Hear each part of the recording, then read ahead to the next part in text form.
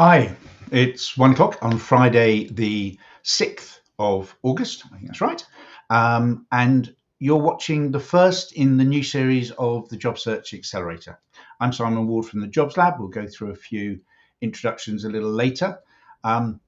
This is the first of the Job Search Accelerator series. So everything that possibly could go wrong probably will go wrong. We've had a few technical challenges up until about 10 minutes ago. Always nice to keep ourselves on our toes right up to the last minute. But this series of seminars on a Friday afternoon intend to do a couple of things. So first of all, the intention is that we set ourselves up for an effective week next week. So we'll regularly be looking at how we do that. What are we doing to be effective?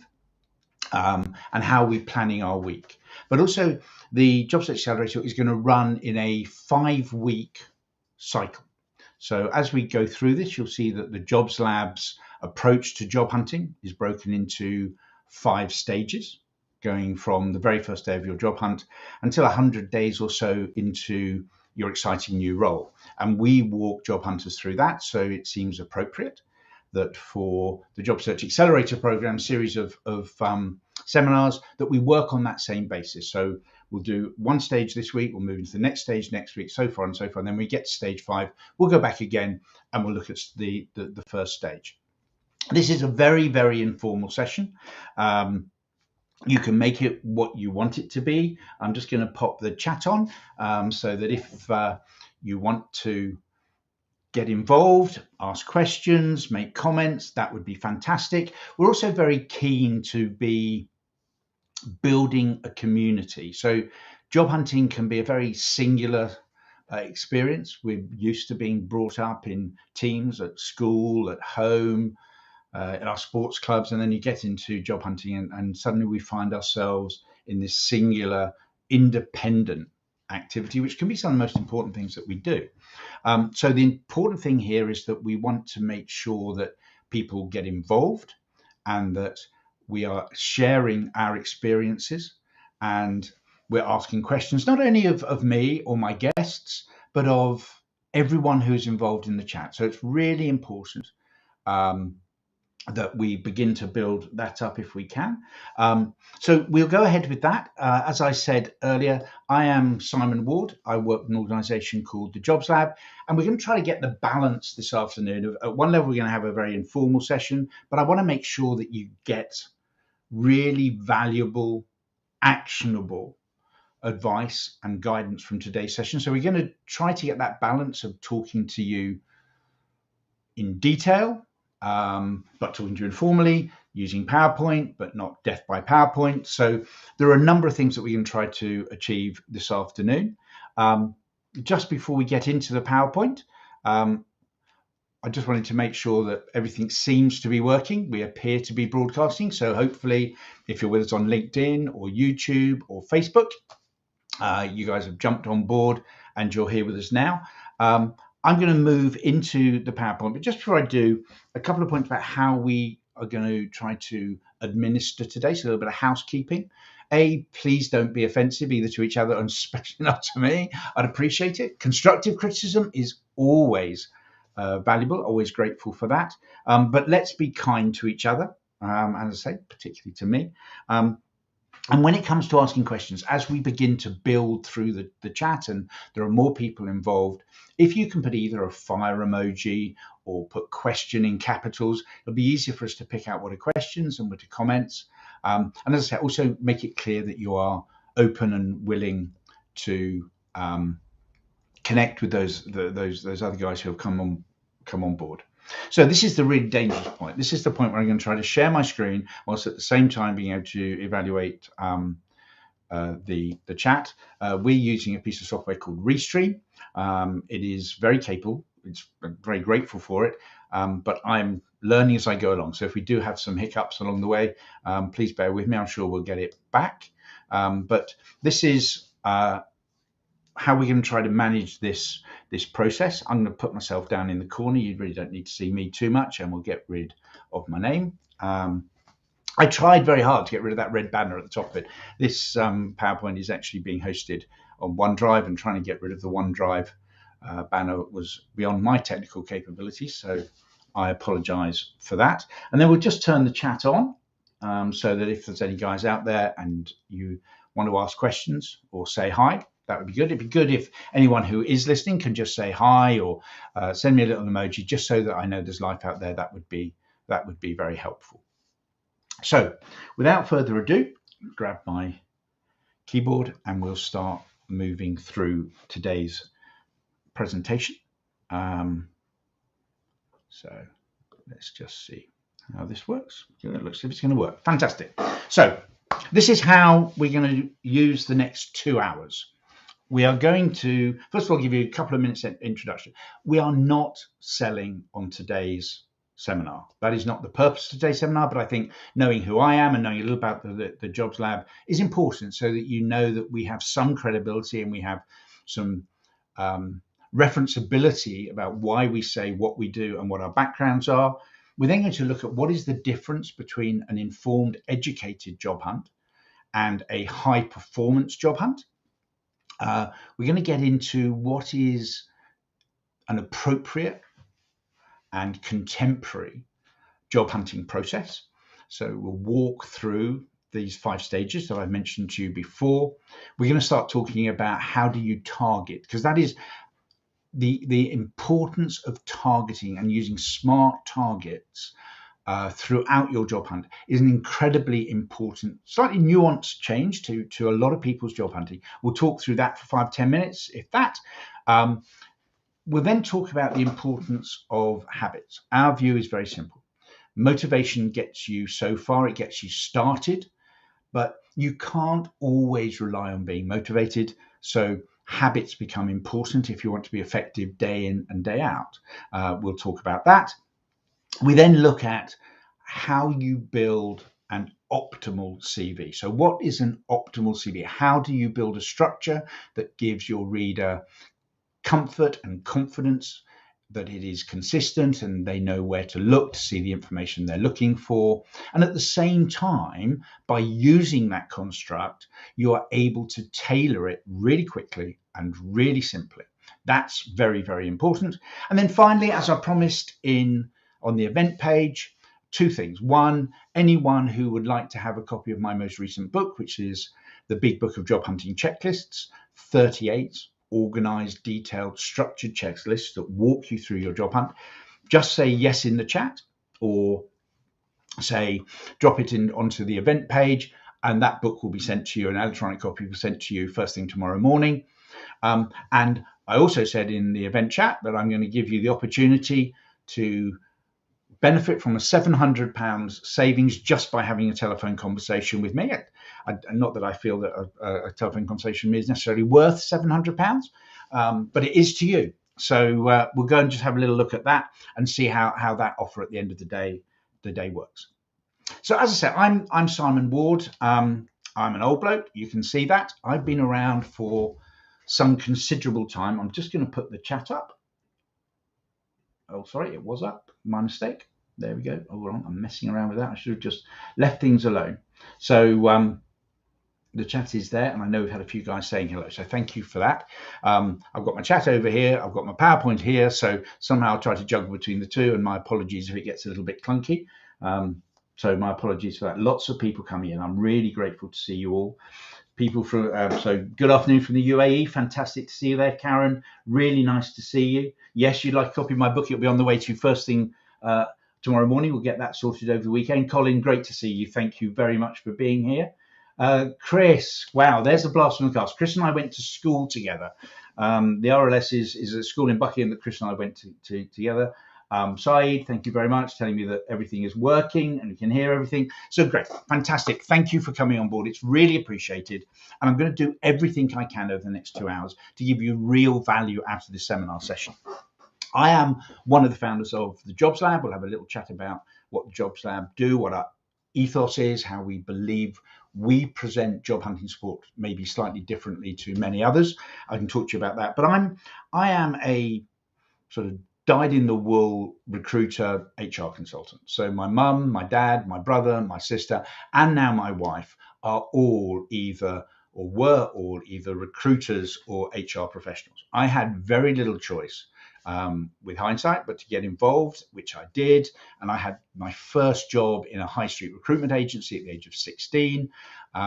I'm a little bit older than that now, and I've been knocking around for a long time. But during that time, I've done a number of things, and we'll talk about some of the organizations I've worked with, just so you can see the depth and breadth. And also, probably most importantly, is that I see the world of job hunting, recruitment, HR through a number of different lenses. But I'll talk to you about that in a second. So in addition to being a recruiter, both on the supply side, so I've been an executive search consultant, I've been a technology contract recruiter, I've started on the high street. So I've done nearly everything there is to do in terms of supplying recruitment services to organizations. And then about 10, 12 years ago, I jumped the fence and I started working with employers to try to help them be better at recruiting without agencies, so running their own internal practices. We're a little bit ahead of the curve in some ways. I worked for FTSE 100, Legal and General, FTSE 100 as head of recruitment, but I also worked for the fastest growing and most agile organization I've worked with, which was Axon, the fastest growing professional services company in Europe for 4 or 5 years. So I saw a very different take on how recruitment is conducted in those two different kinds of organizations. And then I've worked with probably another 20 other organizations as a consultant through my consulting business, Radcon. So basically, I've been about a bit. For the last 10 years, have been a part-time coach. I have worked in different ways through outplacement programs or one-to-one or running multiple large group training courses. I've worked with job hunters now on and off for 10 years, on and off because I was doing some recruitment management.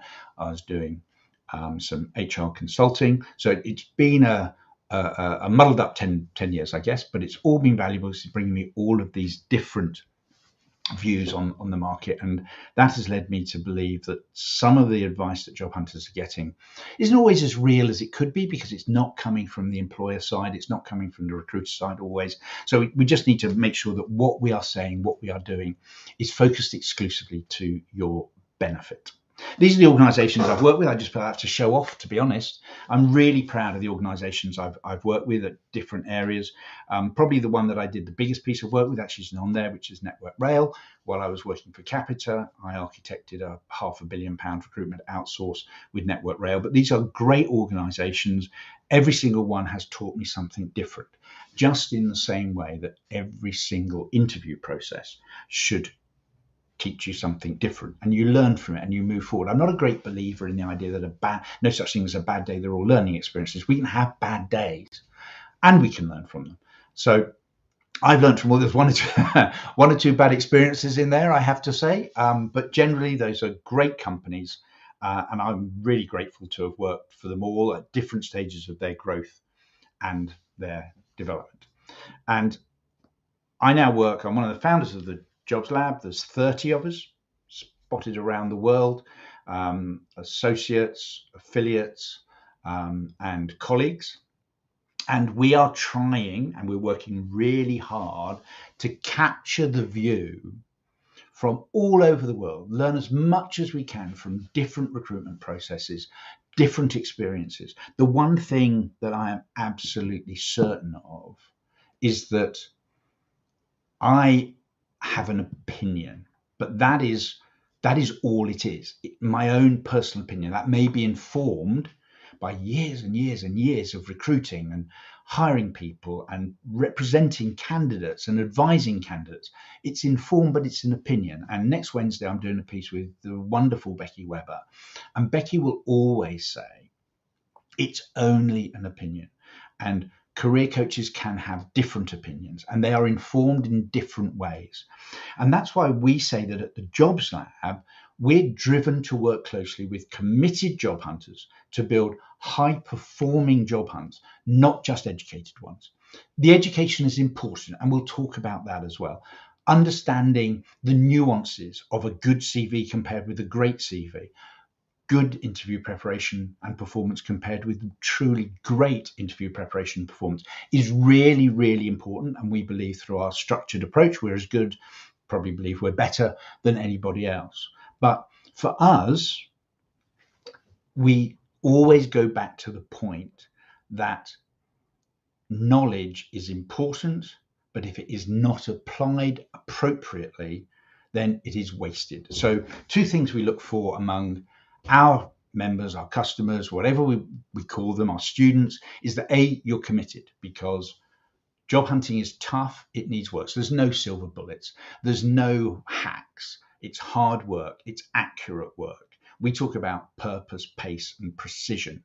That's what job hunting is all about. So we look for committed individuals. And the very fact that you're here, and you're here at sort of 1 o'clock on a Friday afternoon. I don't know where, we've got a group of people from all over the world, and we're really grateful to see you all. Where I am, which is just outside Oxford in the UK, we've got a blowy, windy, but beautiful sunny day. So if it's like that with you, I'm really grateful you're on board with us right now. So you've already indicated a degree of commitment, but it's really important. Job hunting can be a part-time job, but it needs to be a job, and it needs to have that discipline and structure that you would apply to a role. So we look for committed people. I think we're slightly unusual in so much that we qualify customers out. With a lot of coaching organizations, a client, a customer, a coachee needs to have two qualities. They need to have a heartbeat, and they need to have a wallet. For us to be successful, we are totally committed and focused on the fact that we have to deliver the end game. So when you come to a career coach, or certainly a job search coach, and there's an awful lot of us around, you deserve that coach, that organization, to stay with you until you're employed, because that's what we're here to do. So there is an end result. It is defined. It is definite. So through different platforms and coaching programs and community engagement, we do never, ever let go. We stay with you until you are employed, because that's what we promised you to do. And if we think we can't do that with you for any particular reason, we'll let you know up front, and we don't take your money. It's as simple as that. So we work on high performing job hunts, and we'll talk through what that really means. And although we do educate and we do train and we do develop your skills, we don't think that is the single most important thing in the world. Understand if you choose to disagree with that. I think at the moment we have an unusual jobs market, and I think we know that. We've come through the most remarkable 15, 18 months, and I don't think any of us would ever want to see it again, and I don't think any of us seen anything like it before. I've been around through, I don't know, more recessions than I care to remember. The obvious one was 2008. And this was always very, very different, right from the word go, because it happened overnight. I think someone said to me the other day that it was the 23rd of March. That's certainly the day that his industry seemed to fall off a cliff.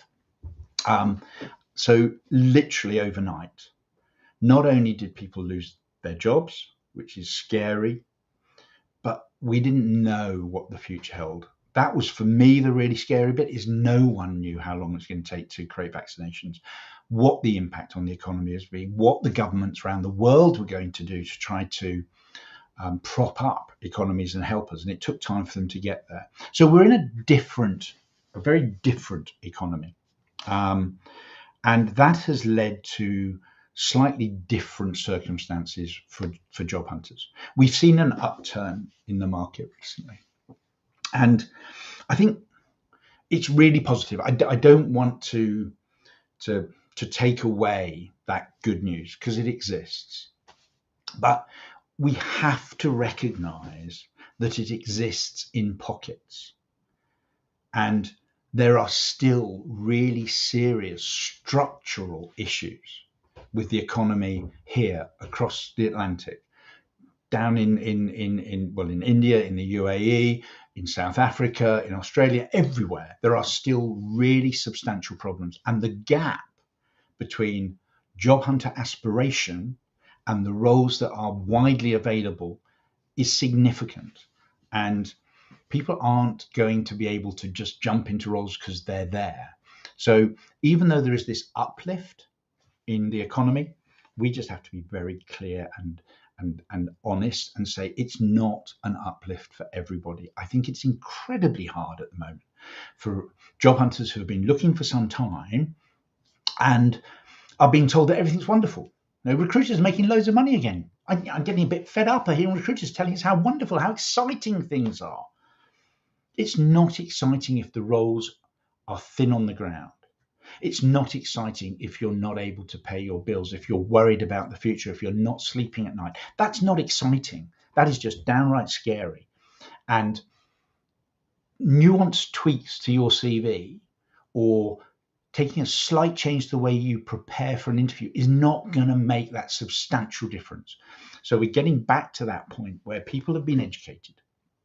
They have learned a lot, and we'll talk about that, but they've learned a lot.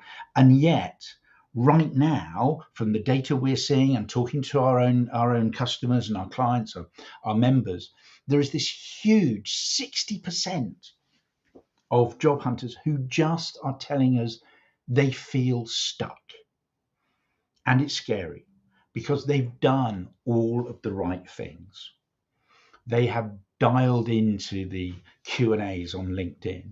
They've watched videos on YouTube. They've read the blogs. They may even have paid for some coaching conversations, which will have had value. I have huge respect for the career coaching industry, particularly in the UK. So they've done all that, and now things are beginning to dry up. They don't feel they have a plan or a strategy. They don't think they're working to targets. They're running out of ideas. There's nothing new coming through from the sources that they've used to get educated before. They're beginning to lose hope. The people we're talking to are beginning to lose hope that that role is going to come and they're going to be able to work their way through the process and be successful. And that's scary. It's as simple as that. That is scary. And the message I want to get across today, more than anything else, is if you are feeling like that, you are in the majority of job hunters, but there's something we can do. We can work, we can change, and we can get unstuck. But if you're stuck in that situation, you're just in the weeds, you're in the long grass. You can't see forwards. You don't want to look backwards. It's a scary place. And doing more of the same is not going to get you out of there. And doing more of the same, but with a little tweak, is not going to get you out of there. And for those of you who are just starting out and you have that belief and optimism, which can be incredibly well placed. I'm not saying that it's ill placed, but just be conscious right now on the first day of your job hunt that you need to be prepared for that moment when you wake up one day and you feel you're stuck.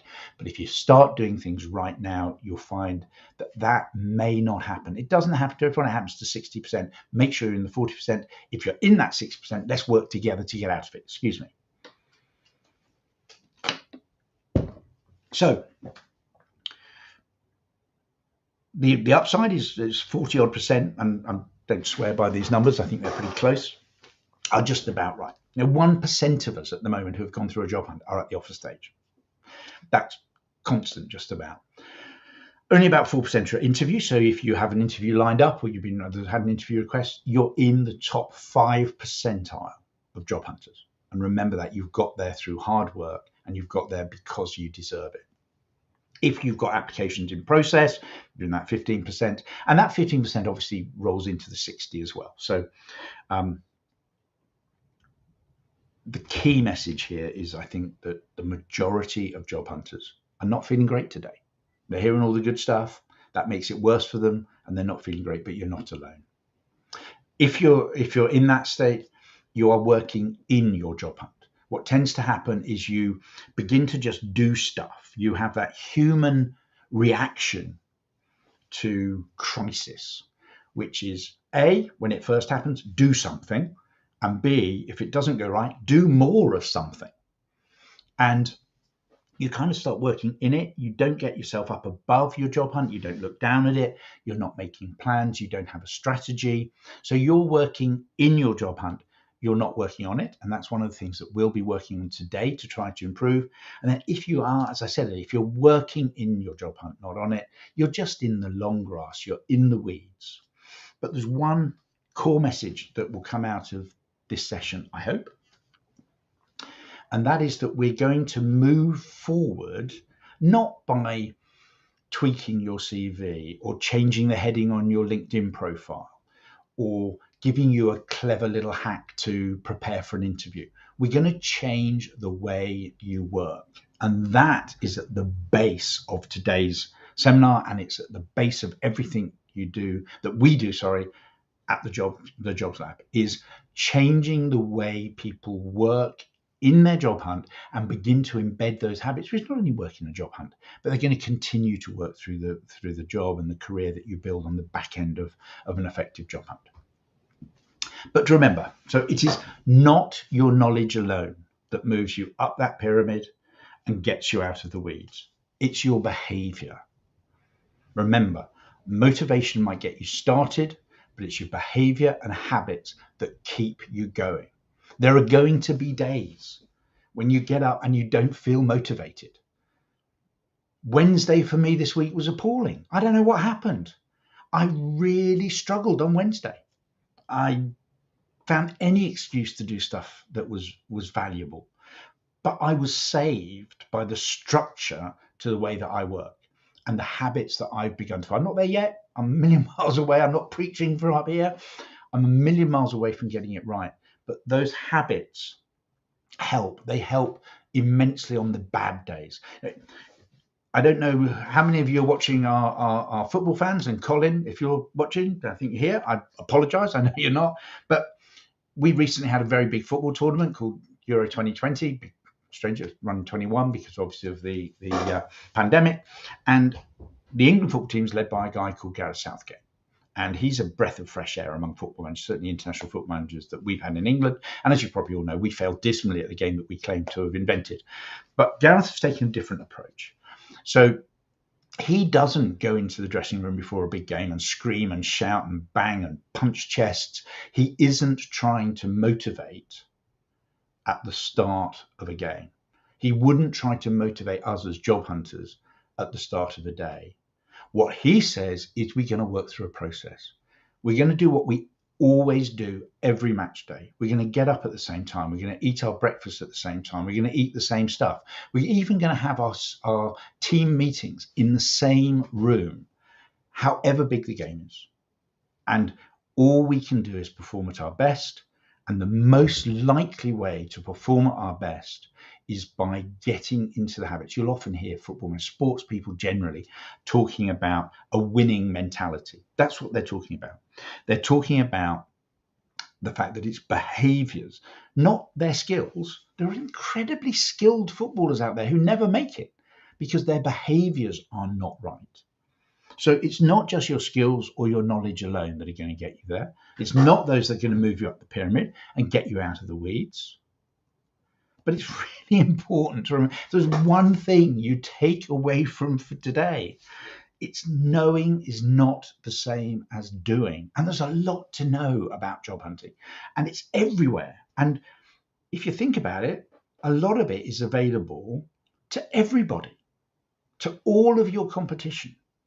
We all know about using bullet points in CVs, and we should know about the power of white space, and we should know about the importance of the first phrase in your solution statement, what we call a solution statement, other people call personal summary or whatever, the impact of that. And we talked a lot about how people receive. All that stuff's out there. We know that we should research our interviewers on LinkedIn before we walk into the interview. Knowing it does nothing. It's about doing it and having a structure that enables you to do it. Let me just have a little look at the chat because there are messages coming in all the time, which I'm really grateful for. There's some really good comments here. I think what I'll probably do is I will copy the chat. It's a little bit difficult to juggle both. If there is questions, remember to put question in caps at the top so it stands out to me. If I miss it, I will go through the chat at the end and I will make sure that every question that is asked in the chat is answered in the event chat on LinkedIn. So the page you've all come through to watch it on LinkedIn, or just link in with me, connect with me, Facebook, LinkedIn, however you like. Send me a question, and I promise you, I might not answer it the same day. I'm going to show you my diary in a minute. You'll see that sometimes that can be unlikely, but I promise you this: I will get an answer back to you. It might be a short recorded video. We're talking two-finger typing is not the best way to communicate. And at my age, at one level, I am so frustrated that I never taught myself to touch type. Ridiculous. Should be so much better at that. But my excuse now for not changing, of course, is that leopards don't change their spots when they get to my age. So I'm going to try to get away with that. You don't get away with that. We're going to be changing a lot of spots as we walk through this process. And this is the process. So I think a lot of people know there is such a thing as a recruitment process. And if you do a search on Google, I can't remember the exact numbers, but it's something ridiculous. You do a search for recruitment process, and it's 128 million search that come back in 0.3 of a second or whatever. We all know that exists, and we talk about the recruitment process that other people are going to take us through. So they can take us, they can read our CV, they can put a job ad up, they can read our CV, application form, cover letter. They're going to shortlist, they're going to invite us to interview. They're going to then invite us to another interview, then another, and maybe sometimes a lot of interviews. Maybe there'll be an assessment center, might be some psychometrics. Then there'll be an offer discussion, then they'll give us an offer and we'll debate it and we'll negotiate it. And then at some point, we say yes, they say yes, and that's the end of the recruitment process. Someone's been hired. Have a look at the hiring process. Do a search on Google for a hiring process. And I can't remember the exact numbers. Maybe I should have done my research before I got on here. But the fact of the matter is that hiring process is about 5%, maybe even less than 5% of returns on Google to recruitment process. Now that makes no sense, because if there is a process over here, there has to be the counterpoint to that process. And that is the process that you own, you have control of. Now there are touch points, sort of like Venn diagram, they overlap. There might be some debate as to who's going to own it. We talk about owning your interview process as much as you can. But we have to acknowledge, we have to recognize that we are in a process. And in the 10 years that I have been advising job hunters, I've got a little bit of a frog in my throat.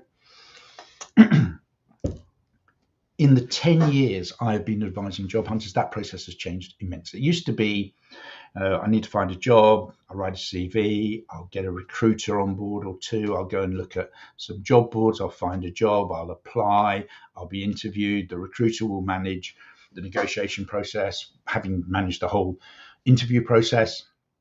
Someone will come along and either offer me a job or not. The recruiter will handle that piece for me. He'll handle or she'll handle the start date, and then I'll start work. That's how the process used to be. This is how a process looks today through a jobs lens. So 5, as you can see, we're going to walk through 5 stages, and the setup and definition. I'm not going to read. There are going to be 18 of these sort of lozenge-shaped things. I'm not going to read each and every one. It's the piece across the top that really matters. So we start with our setup and definition, and we do all that before we do anything else. We take a breath. We don't fall foul of that response to crisis, the fight or flight thing. We can't flight. We can't run away from a job hunt. We have responsibilities. We have bills to pay. We have children. We have partners. We have wives, husbands, kids, whatever it is. We can't run away. So we can't flight. Therefore, our immediate response is to fight. And the fight usually leads to doing loads and loads of things as quickly as we possibly can. That's a disaster. You see that the real value comes from taking a breath and preparing your job hunt properly, putting in place the foundations. We are then, before we get to market, we're going to create our sales toolkit. All of Pentagon is predicated on the idea that your job hunt is a solution sales process that you own. You are the salesperson and you are the solution. There is no one who knows you better as a solution than yourself. And the mentality that sits behind that is that in the 700 years or whatever it is that I've been a recruiter, I have never, ever known an employer hire or go to market to hire someone without having a problem they're trying to solve. There's always a problem. And your job as a candidate is to work out through the process what it is so that you can put together a solution to that problem. And we'll talk about that. And people who have worked with me, a few who are on the call, and I'm grateful to see you all. I've nagged you about this. I've talked to you about this a lot. It is about producing a document and a pack of sales collateral. So this column here, we call that your sales toolkit. So it's not just writing a CV. It's preparing a toolkit that will enable you to tailor and apply with a CV and a tailored and accurate and concise cover letter every time. It's about having an application jigsaw. So if you're forced through an application process, you're not starting from scratch every day, because pace is important, but you can't lose your precision. So you will build an application jigsaw where you can just cut and paste sentences. And if there is a requirement for a sentence you don't have, you write it and then you put it in your jigsaw so it's there next time, because we want to make sure that everything is right and want to make sure that everything is done quickly. We're going to address our social media challenges, and they're huge. I think everyone is conscious of Facebook and LinkedIn as a tool that employers and recruiters use to evaluate us. We're just not very good at responding. Again, classic case. We know it. We know these people are going to look at our Facebook page. Yeah, but I really want Dave and Doris to see those pictures from the party where I was practically legless by 11 o'clock at night. We know that employers and recruiters are going to go and check our LinkedIn profiles. But yeah, I'll get round to that some other time. I know it, I'm just not going to do it. So that gap between knowing and doing is the absolute crucial piece of a successful job hunt. So we build that toolkit. That's going to sit in here. We're going to build a toolkit that then sits in your back pocket and is available to you to work right the way through your job hunt with consistent sales messages that are repeated using the same language through all of your collateral, so people begin to understand what your employee brand is. A lot of people talk about employer brand. My wife is an HR director. She talks about employer brand and EVP, employer value proposition, a lot. I think we've lost sight of the EVP for the employee value proposition. What is your value to an employer? Now, Colin, who is on, came up with this great phrase a week or so ago. So I told you I'd give you credit, Colin, of the employee collective that is beginning to build through the pandemic on platforms like LinkedIn. And we are beginning to feel that we have a greater right to demand things from our employers. That's not a bad thing, but it's a two-way street. We have to be aware of what employers can and have a right to demand from us, and we have to find a way to project that, to communicate that value. It's not about what you've done, what exams you've got, who you work for. It's about what is of interest to the employer. I say this quite a lot, and it always raises eyebrows, and I'm going to start saying it again. I don't care, because everyone thinks their job hunt is about them, and it really isn't. You are not the most important person in your job hunt. It might feel like that. On the bad days, it definitely feels like that, but you are not the single most important person in your job hunt. The single most important person in the job hunt is the person who is going to make a decision about whether they advance you in the process, whether they hire you or not. That is the most important person in the job hunt, and that is who we're going to work towards.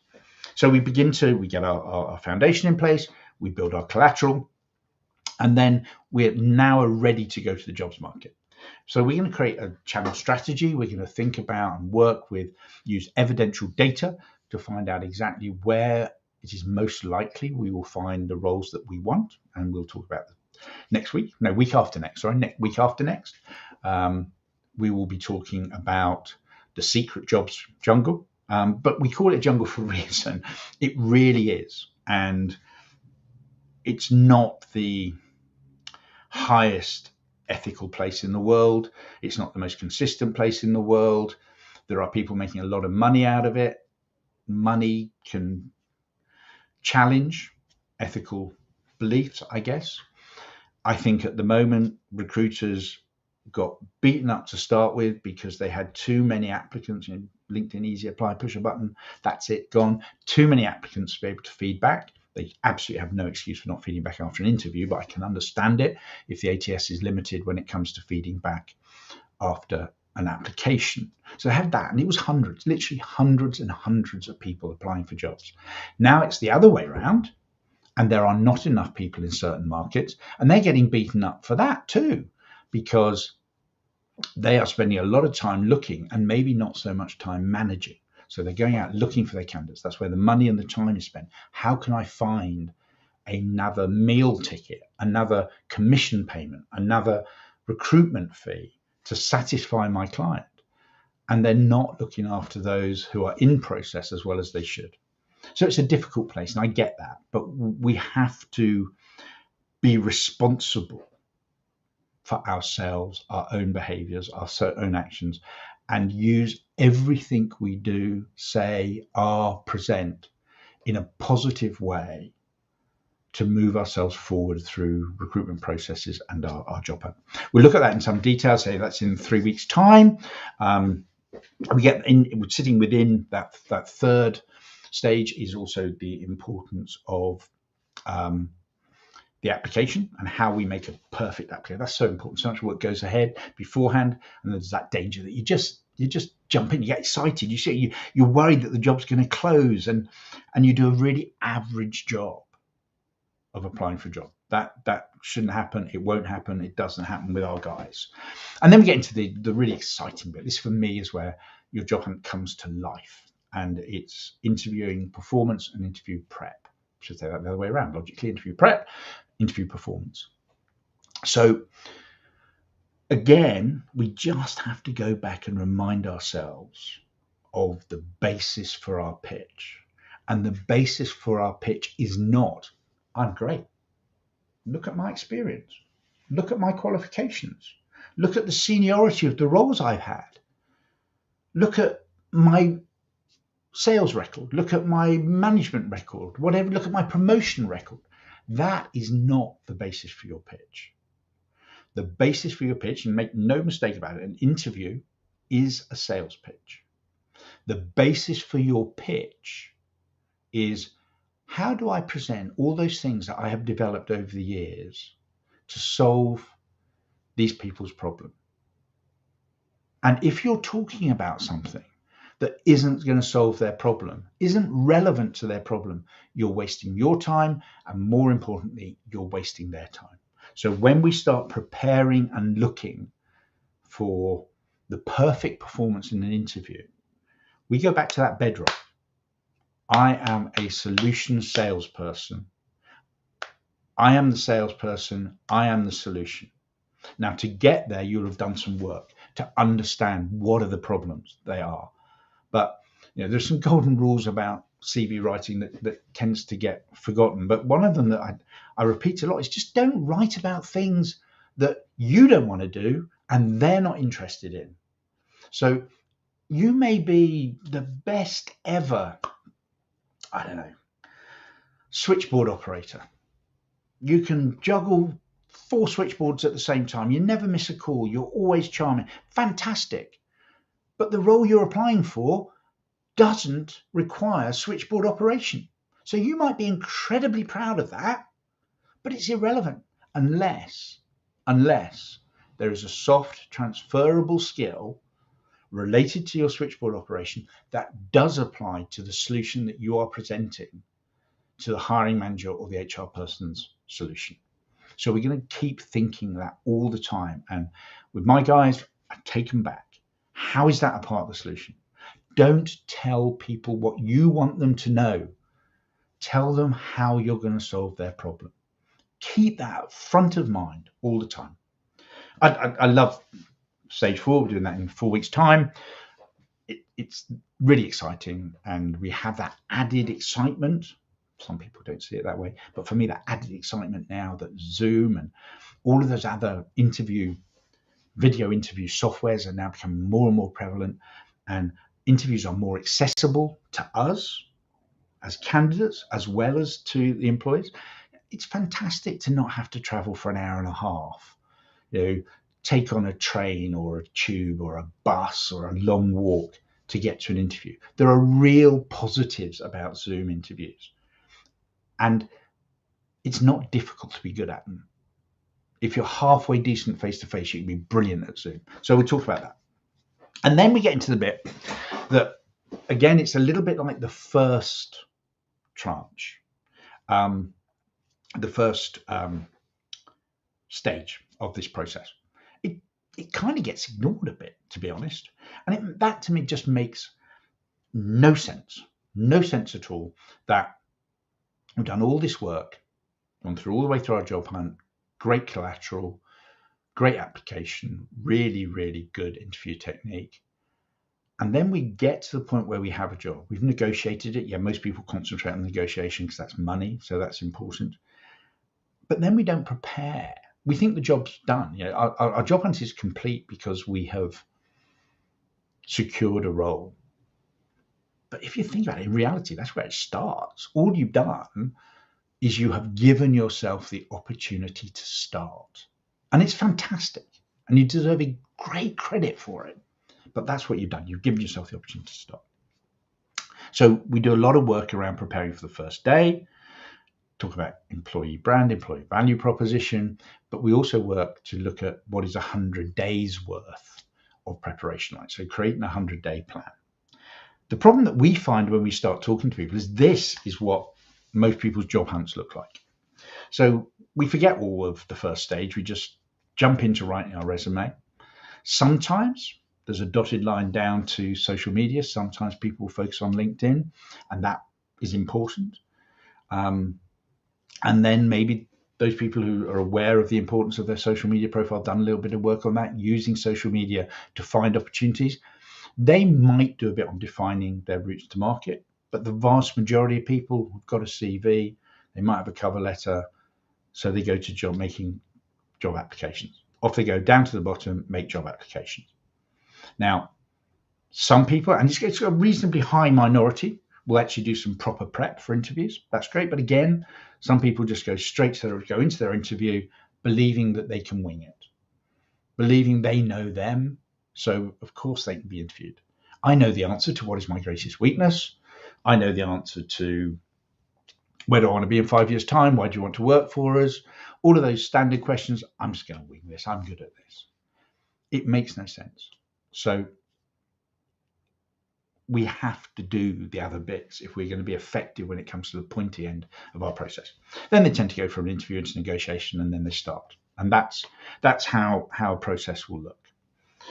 Touched briefly earlier on targets. I'm going to go into targets, have a little look at some of the chat. Lots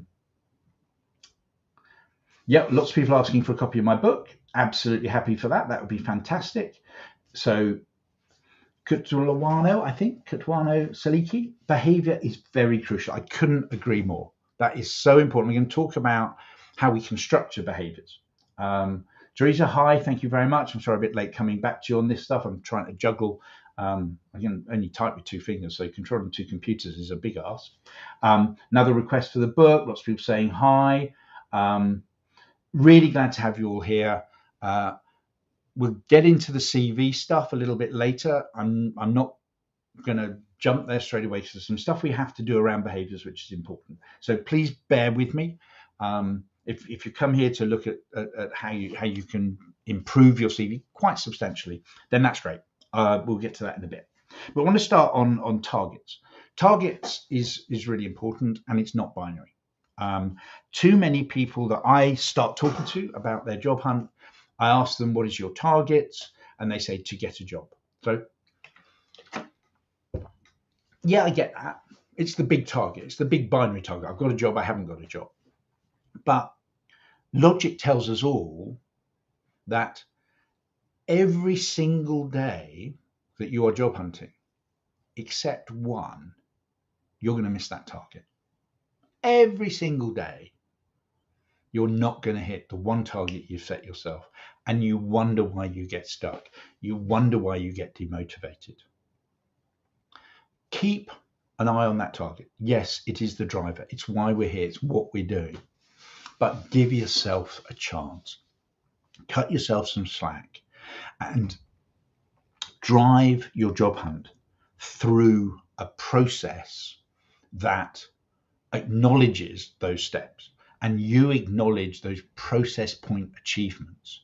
So my jobs club works with a targets and measures book. So we set targets every week. This is one page of, I think, 4 or 5. So we set targets for different activities for different times in our job hunt. We share them. We all know what each other are targeting to do. And then we kind of strap a big pair on and we come back the next week and we go, right, this is what I achieved. This is what I didn't achieve. And we share that too. And it's really, really cathartic. It's really motivational. And we celebrate the wins. We have our smart process point targets at every stage of our job hunt, right the way through. But we celebrate the little wins. So if we have set ourselves, we're going to get a CV application out 5 times a week to advertised open jobs and 10 times a week to jobs that we have unearthed ourselves. And we're going to make another 10 applications directly to employers who aren't necessarily advertising. We want to get into their talent pool. That's really important. And we've done that. That's reason to celebrate. That's reason to have a good day. So we want to celebrate those wins. We want to collate our performance data. So we need to have an Excel spreadsheet. We have a thing called Hire Intelligence. You need to have something that is going to collate that information, help you report on it so that you know what you have done, and that informs what you're going to do next. And then we're going to get into the area of continuous improvement. So how are we going to continuously improve? And that is it's a mindset. It's an absolute mindset. So what we are going to do to continually improve is on a regular basis, weekly, fortnightly, monthly, we're going to review our job hunt formally with ourselves. We don't have to go and present something. There's no whiteboards, no PowerPoint involved. We're just going to go and talk to people. Talk to them ourselves. Sorry, not going to talk to people, talk to ourselves. We're going to review our progress. We're going to learn from what hasn't worked. We're going to learn from what has worked. And we're going to reset. We're going to reset some of our activities, we're going to reset some of our targets, and then we renew. We start again on Monday with that information, slightly tweaked strategy. Maybe we just change the way we're working. We'll talk about that. But most importantly, we want to get back to enjoying our job hunt. I know that's, if you've been doing it for a long time, and many of us have, I know it's hard to talk about enjoying it. I mean, that sounds bonkers because it's stressful and it's scary and it's full of rejections. And if it's not full of rejections, it's full of ghosting and silence. But if we have set achievable, slightly stretched, but achievable process point targets for every week, it does become fun when you achieve them. It is something to celebrate. It is something to tell your partner about, or your kids, or your parents, whoever, that I set this and I've done it. And it's the first week in 3 weeks that I've hit that target. And I hit that target because I just tweaked this. Instead of going here and doing that, I went here and I did this. And we can get it back, but we need a structure around our targets and our reporting. It's really, really important.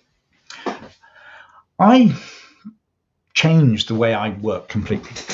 You're looking at one of the most disorganized guys around, I guess. I mean, I do get quite scrappy, and I do occasionally miss things. So I had to put things into a context to help me work. And there is a thing called task blocking, work blocking, number of different names, but this is my calendar. This is my calendar. I took this shot, what, about midday yesterday. It's this week. I'm keeping it fairly small, so there's nothing on there that I think I took out anything I think there's in any way confidential. This is how I work. My day is 45 minutes with a 15-minute gap. 45 minutes, 15-minute gap. And I'm not suggesting this is your job hunt, because you don't need to work these hours. This is my job. So I work early in the morning for a couple of hours, take a break, take my son to school, and then, and then I go back to work. I stop around 6 o'clock, have a couple of hours with my family, with my son, go back to work in the evenings. It works really well for me. I don't have a to-do list anymore. Each of these blocks represents a task, and I get things done. They're color-coded for different things I have to do in different ways, but I get things done because I've allocated the time to do them. And it's really important that you get into the habit of, it doesn't have to be 45 minutes. It doesn't have to be this many, but it works incredibly well if you just get into the habit of setting your day up every day.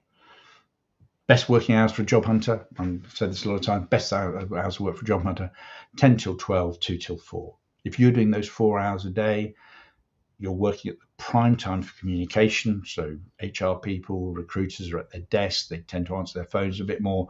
They tend to answer emails as they come in, rather than looking at 100 of them overnight when they come in first thing in the morning. So you can structure your day around that time. That's really, really important. But you time block, and you decide on something you're going to do, and you do it. And you'll also see, where is mine? Somewhere in here. It changed that power hour. It's not an hour, it's 45 minutes, but it sounds better, power hour. We have a power hour. Everyone who works with us has a power hour. That's when we turn everything off. Turn off our notifications. We just focus. It's a 45 minute time where we do, it's for us. It's just for us to do what we need to do.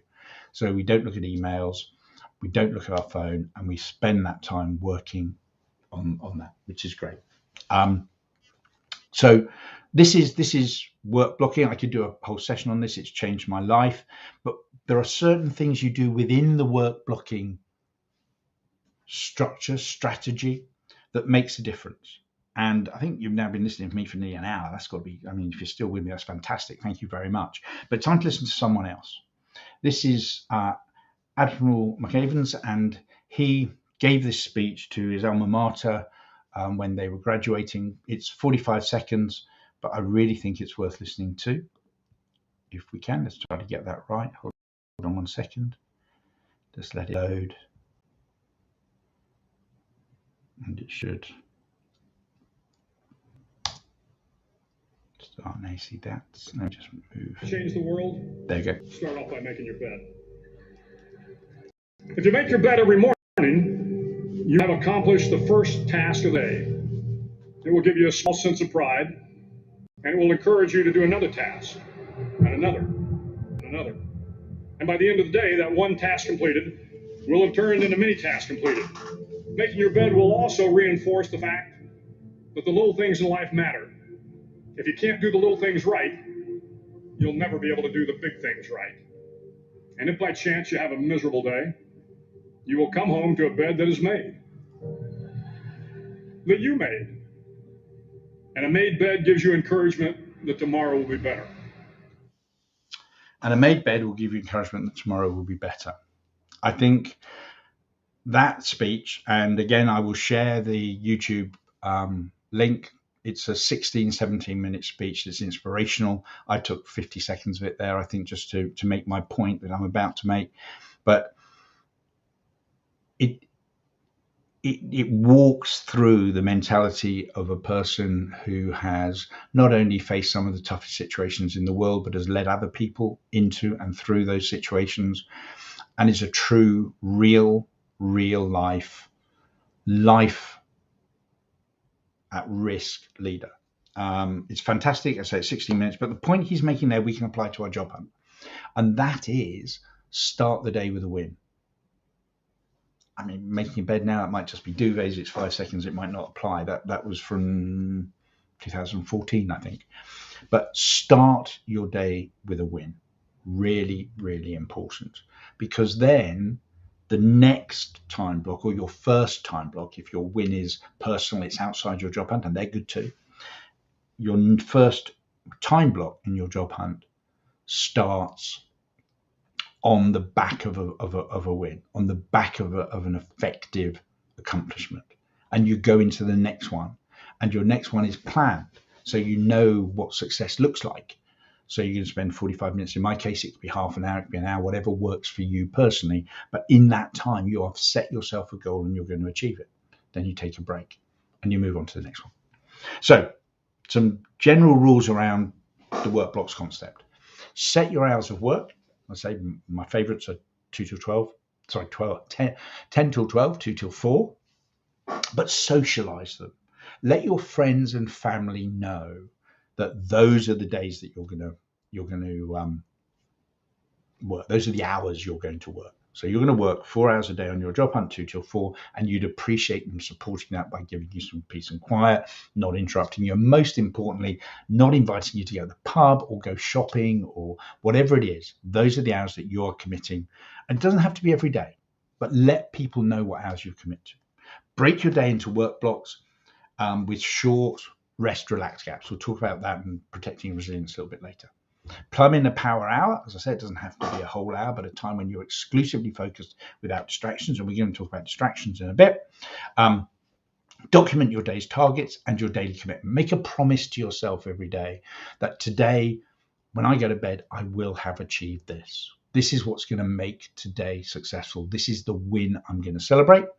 Start your day with an early win, however small. Make your bed. I am currently looking after a very poorly dog, so as long as I get him to accept, I wouldn't say feed, accept some of his pills, I feel I've done something worthwhile, so that's great. Then once you have done, you have won, you've got something effectively achieved, you've made your bed, you're feeling good, you get into your first work block, whatever it is, whatever time of day it is, whenever it is. And a lot of job hunters, of course, are working in their out of hours time because they're currently employed and looking to move. So it may not be first thing, it might be early evening. Do the hardest thing first. Do not procrastinate. Do not put off. If you can get the hardest thing done first, the next one is easier and the next one is easier. And the feeling of accomplishment is greater. And that's what we're going to build. We're going to build habitual effectiveness that leads to a habitual feeling of accomplishment, which leads to a habitual success. So we're going to make ourselves feel good. We're conscious of how important it is that we feel good. Then we're going to talk about the 5 E's to build resilience in.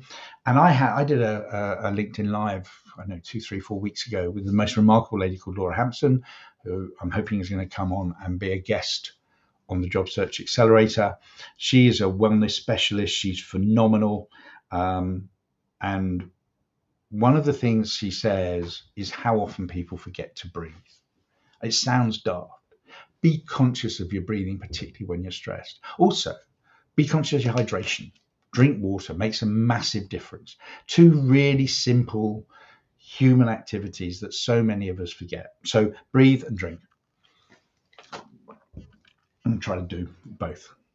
But don't forget, spend your work blocks doing the right thing. So you have a plan, you have targets, you're going to do those. You're not just going to do more of the stuff that failed last time. We're going to work on that. Work on an intentional job hunt. Doing the right stuff is so much more important than doing a lot of stuff. An intentional job hunt is targeted and it's planned and it's structured. A busy one is stressful. Knowing is not the same as doing. I couldn't say that enough. So many job hunters know a lot of stuff, but are not doing it. So we have to do that. And then we're going to talk about focus on your focus. And we talk about become indistractable. So this is about distractions. It's not my phrase. I'm going to introduce you to a guy who, again, has done a long way to change my life, INAL, and he has written a book called Blocked, and he's written a book called Indistractable, and they're both bestsellers. They're worth looking up and having a look at. But we'll just listen to him for 2 or 3, 4 minutes. This is really, really important. It makes a massive difference to how you work, and it gives you a break from listening to me.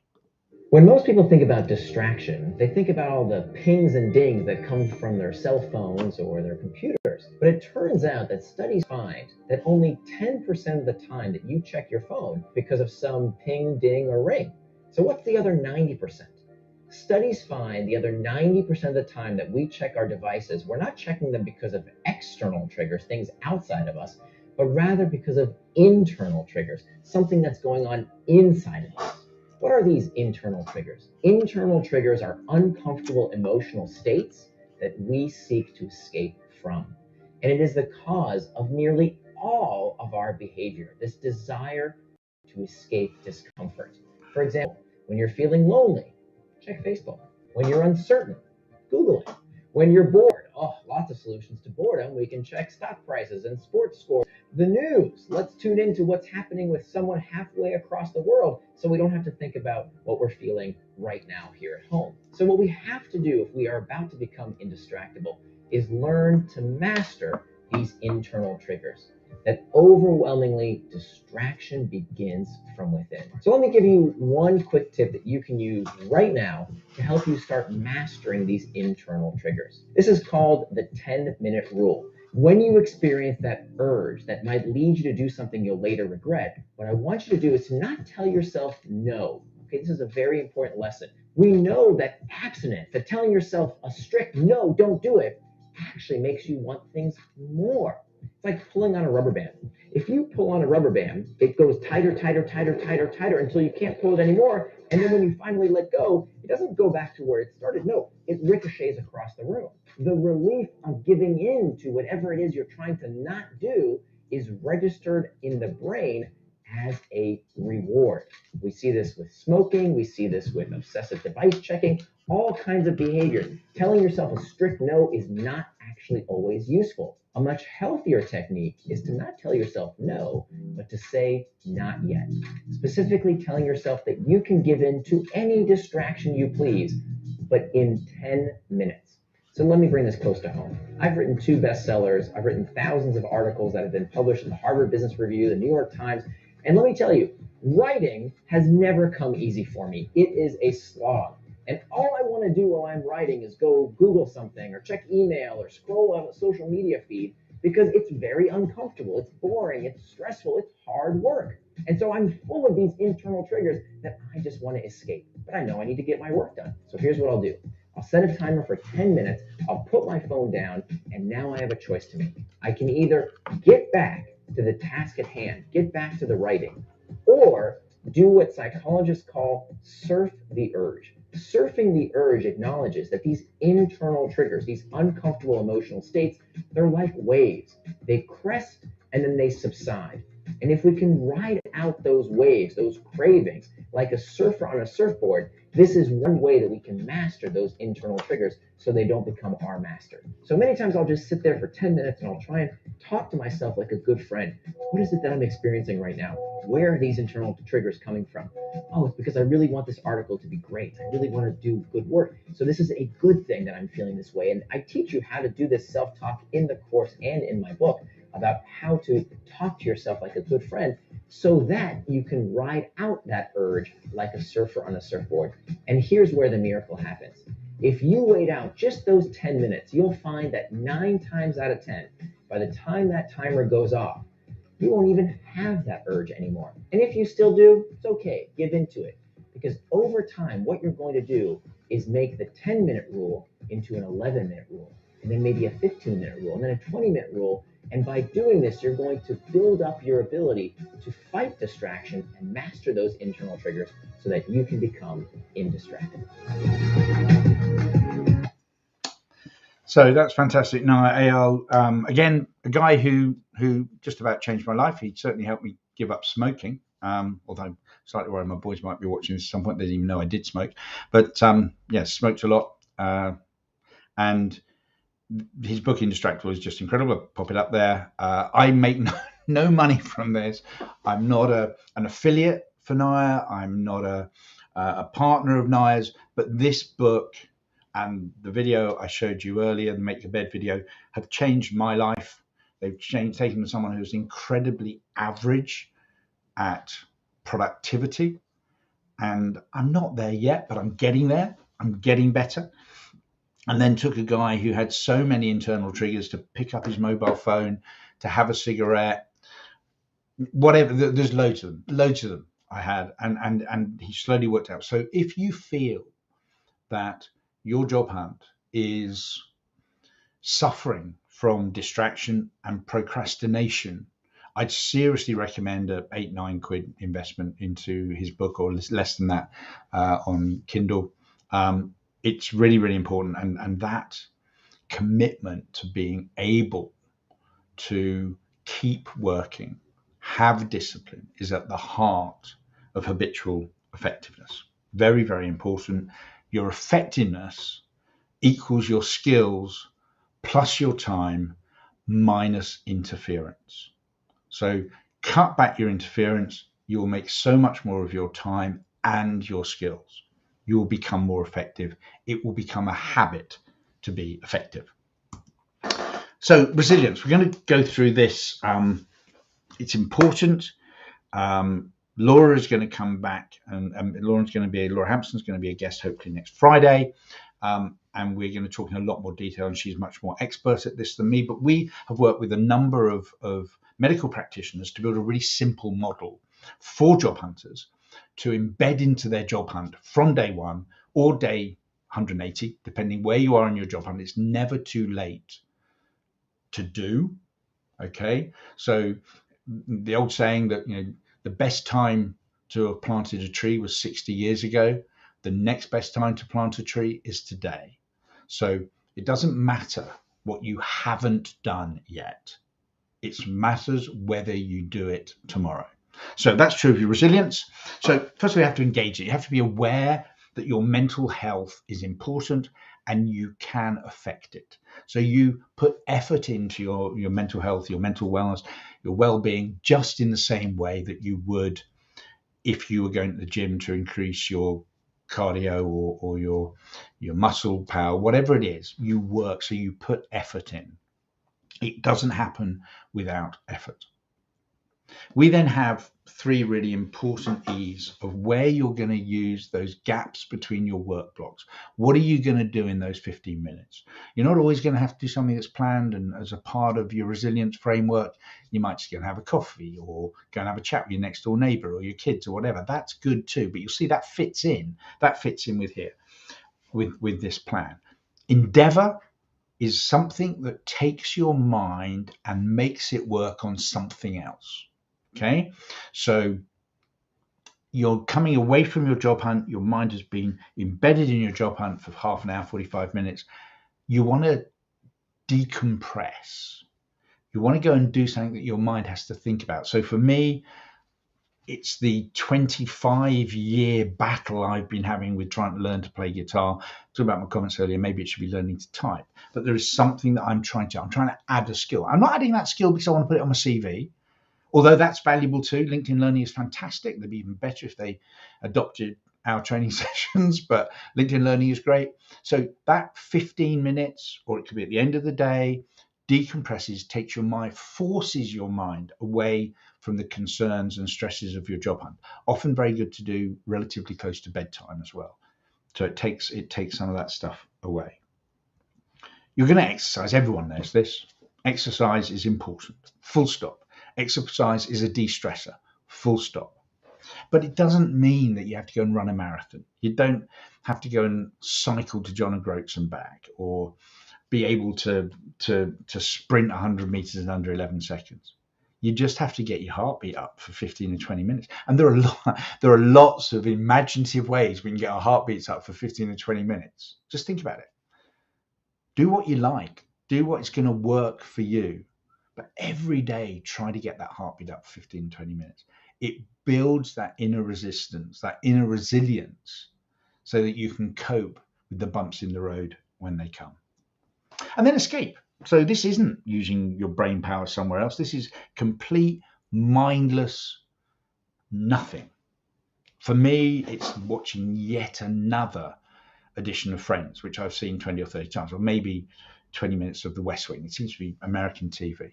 It's often having a conversation with my 6-year-old, which is always enlightening and completely bonkers.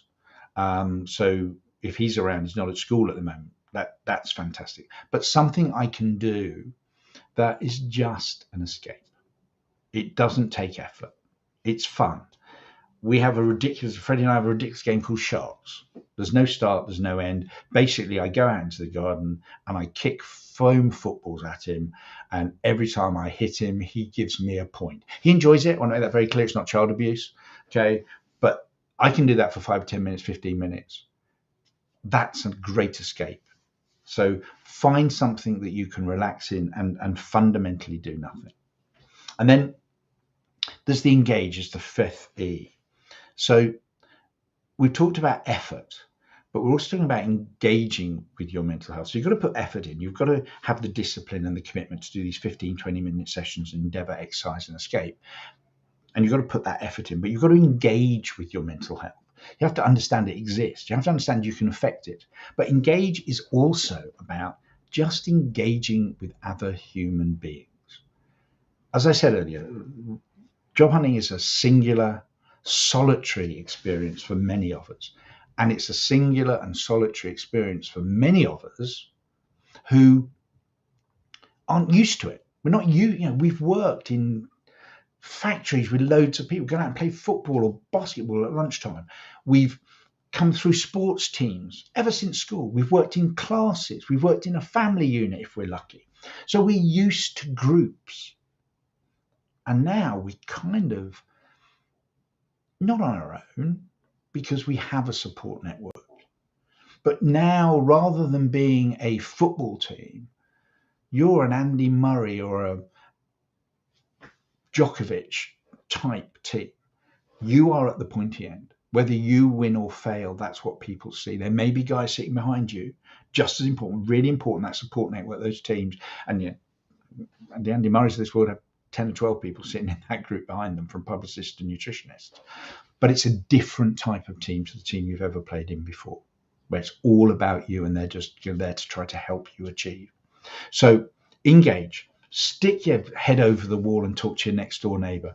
Talk to an elderly person who's walking past your house from your local community. Talk to your kids.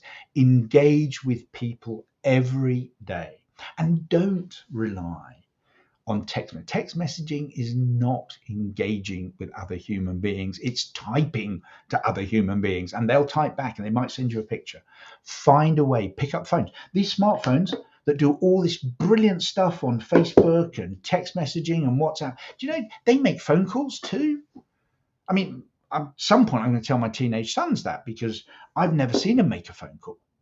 No, they have their phones in their hands all the time, but I've never seen them make a phone call. Make phone calls, talk over the fence, chat to people walking past, engage with human beings. It's really, really, really important. So just go back again. We're just going to go through some of the major messages of this first hour and a bit. I'm so grateful you guys are still here. It's really important that we don't just improve our expertise, we improve our behaviors. And that's what we've been talking about today. But first of all, don't forget, spend your work blocks doing the right things. So having work blocks is great. Doing the right things in those 45 minutes, half hours, whatever they are, much, much more important. And the right things are the things that you have committed to do through your plan and your targets. So therefore, you must have a plan and you must have targets. Work on an intentional job hunt, not in a busy one. De-stress, be focused, have targets. Work on it, be intentional, work with purpose. Sometimes you have to take a breath. You have to stop yourself. You have to say, God, I'm just doing stuff now. Take a break, go for a walk, stop, come back, do the right things. And the right things are what your plan says are the right things. I think it's the 5th time I've said this, but it's so important. Knowing is not the same as doing. Keep saying that. So don't rely on your expertise, rely on your behaviors to execute that expertise. Expertise without execution, it's not much, is it really? And remember that your effectiveness equals your skills plus your time minus interference. But more than anything else, the biggest mistake that you can make in terms of changing your behaviors to run a habitually effective job hunt is to rock up here on a Friday afternoon and listen to some big-eared bloke talk for an hour or so about behaviors and commitment and planning and targets, and then go away and do nothing new. Do what you've always done. You'll get the same results. There was something on LinkedIn I saw the other day that questioned whether it was Einstein who actually said that if it's the definition of madness or insanity is doing the same thing, expecting a different result. I've certainly quoted it loads of times. If it was his, I always thought it was. But whether it's him or not, I don't care. It's true. If you do the same things, you get the same things. It's as simple as that. If you do more of the same things, you just get more of the same things. So change how you do things. Trust your expertise. And if you don't have that expertise, find someone like me. It doesn't have to be me. It doesn't have to be the Jobs Lab. I often say, to quote from George Clooney in Ocean's 11, I might not be your favorite brand of vodka. It doesn't care. It doesn't matter. But find your brand of vodka. Find a mechanism, a platform, a person, a company, a process, a program, a course, something that you can work with to improve your skills whilst improving your behaviors. Become habitually effective, build your skills up, and then build on them through your behaviors. Really, really important. So now, and this may be what some of you have been waiting for, and I apologize, it's taken us an hour and 20 minutes to get here, but hopefully what you've seen so far has been important. You felt it's important and it's had value. I'm going to talk about how you structure your CV. And this is important. Just going to nip through those basic rules straight away. I mean, these are fairly straightforward. So it's about, you use a traditional font, Calibri, Arial. You use white background paper. You don't use colors. You think about the words you're using, your vocabulary. It's important. It needs to be powerful. It needs to be full of ownership verbs, etc. You need to think about that very first phrase in your solution statement that is going to capture the attention. You're going to use white space intelligently to drive focus to the most important points, which are going to lie in bullet points in your CV. The human mind is wired to look at bullet points. It can hardly help itself. So just encourage it a little bit with a white space around the bullets, but use those bullet points carefully and economically. Don't make your whole CV bullet points. No picture. We're not going to use pictures. Well, very, very occasionally will we ever use pictures in certain circumstances. First or third person doesn't really matter. It really doesn't matter as long as you're consistent. Okay. Opposites don't attract, which is our way of saying don't use double negatives. Be consistent throughout your whole CV. Think about those opening phrases, not just in your solution statement, but in the first line and a half of every job description, every role description you use. It's the first 8 to 12 words that are going to decide whether the reader looks further down, looks at your bullet points that you're using to evidence your accomplishments and the skills that you've used. Use numbers. If a picture paints 1,000 words, I don't know how many numbers it paints, but numbers are great. Use numbers. They're great for evidencing your authority, your growth, your responsibility, the scale of the businesses you've worked for, the scale of your role. So use numbers. They're really, really important. And keep a close eye on grammar and spelling. So important. Make sure that you don't make those silly little mistakes that get your CV thrown out of a pipeline because you made a spelling mistake, because you had American spell check on your desktop or your laptop and you're applying to a UK company. So your CV or your cover letter is full of words ending ZE when it should be SE, and color is spelled without a U. Don't fall into that trap. Be careful. But most important tool, use evidential data. This is numbers again, but use facts, use evidential data to make your point, not opinion. The worst opinion in the world on a CV is I am honest and hardworking. What is the point of putting that on a CV? I've never, in the 700 years I've been a recruiter, I have never seen I am dishonest and lazy on a CV. I'm hardworking and honest means nothing, because you'd never say the opposite. Stay away from opinions and keep to facts. That's what's going to make your solution powerful to people when they start reading your CV. And we'll talk about cover letters next week. Cover letters, their job is to get people to read your CV. So they're very, very important. We have to make sure that we've got our cover letters right and that those two are tailored to the role. And there's a really simple structure for that. We'll talk about that next week. So those are kind of the basic rules around the CV, and we go into those in an awful lot more detail, give examples and templates, etc. Sure, but those are just basic rules. If you have any issues with any of them, I'd love to know your opinions. If you think I'm wrong, I'd love to know your opinions. As I said earlier, mine is an opinion, it's not a fact. The things that I and the Jobs Lab talk to people about have proven to be effective and work. It doesn't mean that they're beyond reproach. They're not beyond question. So I'm always interested to know if there are questions. But here's a really simple structure for your CV. Start off with your header, nice and simple. We'll talk about content of each of these sections as we go through. We're then going to have a title. Talk about that. That's really important. We're then going to have your solution statement. We've touched on that a few times, and it is really important that the mindset is about a solution statement. Length, white space, making it an attractive read, first phrase, really important. Then we're going to have some bullet points that outline our key skills. So it's evident that eyes are drawn to those key skills. We get that into both our ATS or our human reader very quickly. Below that, we'll have some more about accomplishments. Then we get into our career history. We'll talk about that. And that can be one of two ways. We mustn't ignore the functional CV, although it is in a small minority, but there are times when it is absolutely powerful and a great tool to use. So we mustn't forget the functional CV as well. So career history can be done in two ways. Then we have your education where it is relevant. And then finally, we have the footer. So that is a really, really simple structure to a CV. But if we actually look at those sections in each part, we can put some rules and guides around how we work them best. So plenty of white space. Name either centered. I personally prefer centered, but in functional CVs, I tend to move them to the left and have name at the left, and then I have the other information underneath.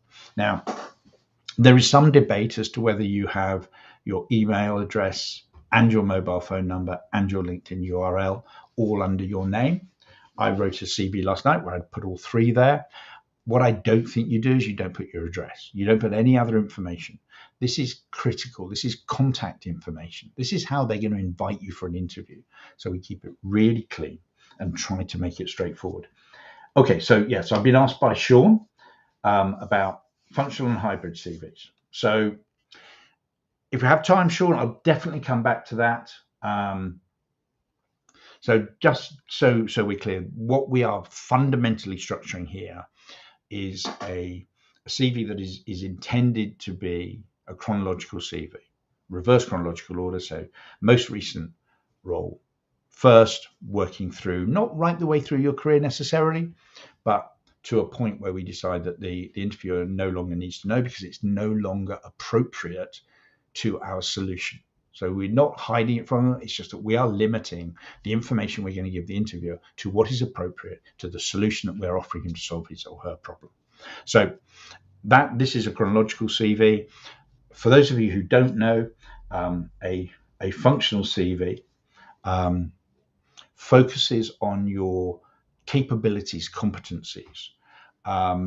It doesn't ignore who you've worked for, but it probably doesn't include your time, your period of service. So it won't have period of service. You order it differently. And it can be very powerful under certain circumstances. It can be powerful if there has been a significant gap in your career history and you don't particularly want to evidence that in your CV. You will not hide it during the interview process. If you are asked, you're honest and transparent about it, but we're not going to lead with our chin. We're not going to show people our weaknesses up front. So functional CVs are great for that. They're also great. One guy I'm working with at the moment has been with the same company for 27 years or was with the same company for 27 years. Fantastic skill set, really deep skill set, but with the same employer. The feeling was that would be negative in his particular market. So we've created a functional CV where we focus on what he has done rather than who he has done it for.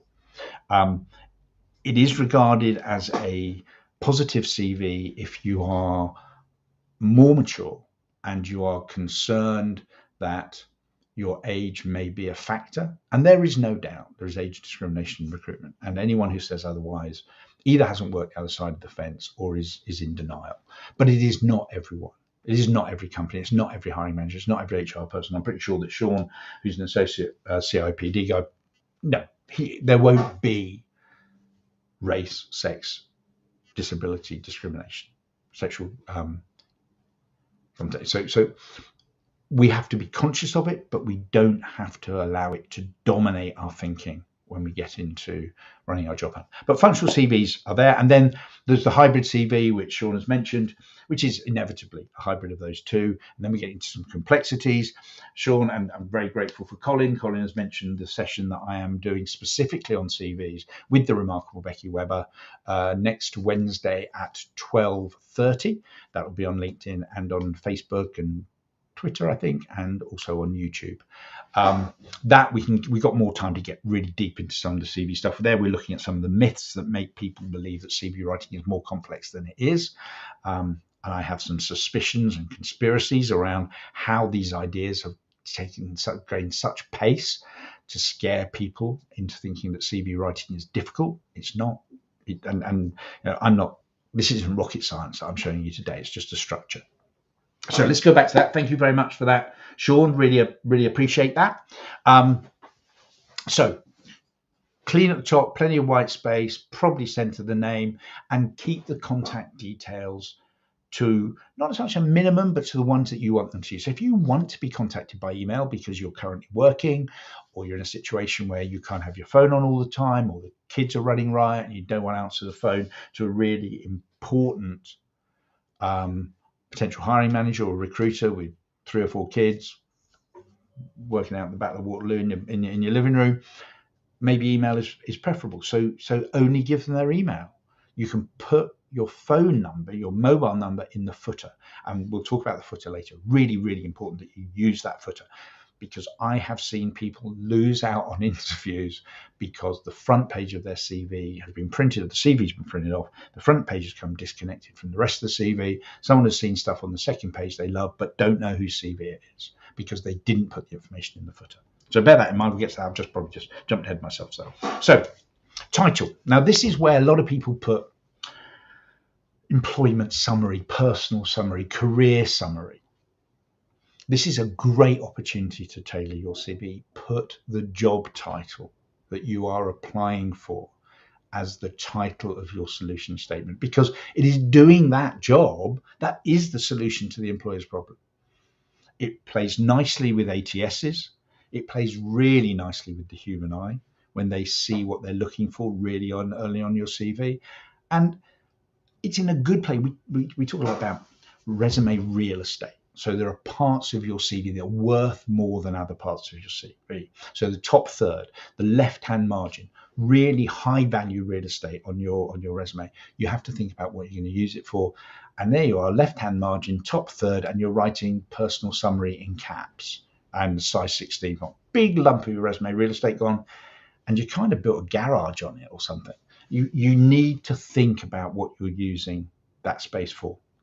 Title of the job works really well. So then with your solution statement, up to about 50% of this can be tailored. I saw a really weird discussion on LinkedIn, I think last week, where someone said that tailoring your CV was fake and corrupt and dishonest. It's not. You're not making stuff up when you tailor your CV. You are ordering it and wording it in such a way that it enhances a solution that you are inviting to be tested and challenged in an interview. So you're not lying. We're not going to make stuff up to make your solution statement look better, but we are going to think about what are my experiences, skills, and qualifications that are most relevant. What are the things that are going to capture their attention? First 8 to 12 words, going to capture their attention. All of this, by the way, we're going to color code. So when we create our core CV, we color code it.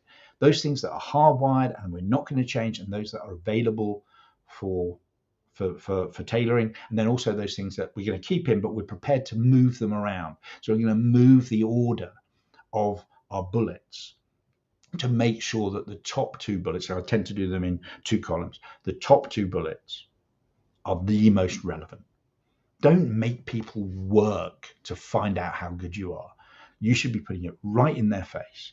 And when you are working through 100 plus applications, you really don't want to be forced to go looking too deep to get the information you want. And that's where good candidates miss out. So your skills and your accomplishments, 4 to 6 bullets, usually I do them in 2 columns so that you force yourself to be short and concise.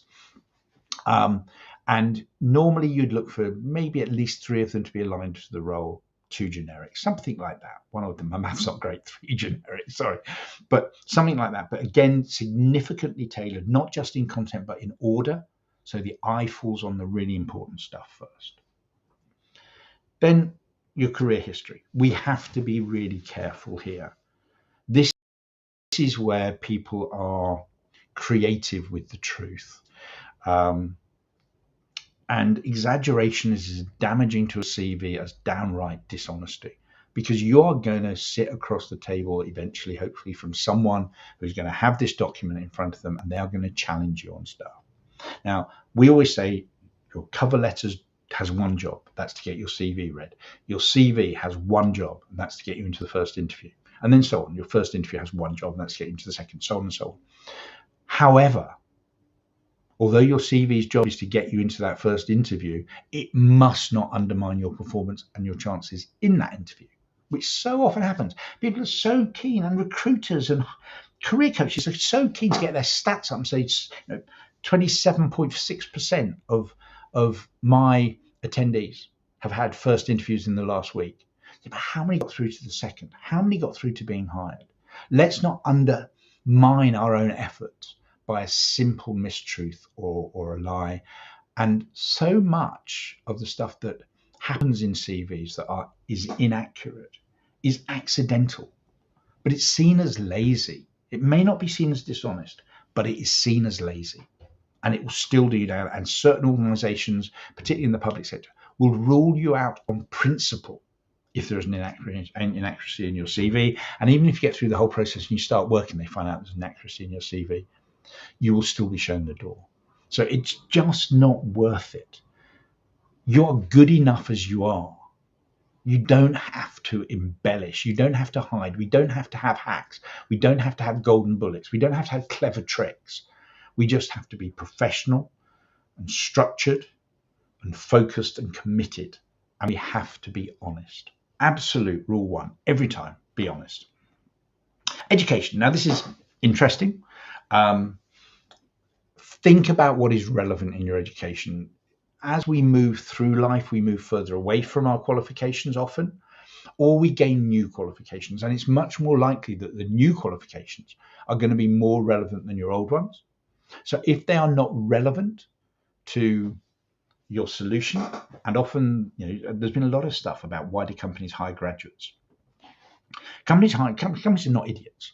Companies hire graduates for roles where it is not the degree course is not informative to their ability to do the role, because they have the data that shows that people who have gone through a 3-year, 4-year, 5-year graduate process at a university have had their mind structured to work a certain way. It's not 100%. I don't have a degree. I bailed on my course after it was a 3-year course. I stayed 3 years, but a year was as president of the Students' Union, and a year was in hospital with a dislocated hip. I did 4 terms study and bailed after 9. And I've never missed not having a degree. I'm a great believer in hiring people for who they are, but there is no doubt that a degree can indicate certain things that certain employers look for, and they have the right to look for that.